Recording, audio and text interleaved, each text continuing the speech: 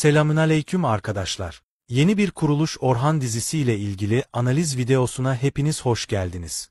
Uzun süredir beklenen hazırlıklar sonunda bitti. Kuruluş Orhan dizisinin çekimleri resmen başladı. Yapımcı Mehmet Bozdağ, sosyal medya hesabından klaket fotoğrafı paylaştı ve çekimlerin resmen başladığını duyurdu. Bu paylaşımda, yoğun emek ve hazırlığın ardından artık sete çıktıklarını belirtti ve ekibe başarılar diledi.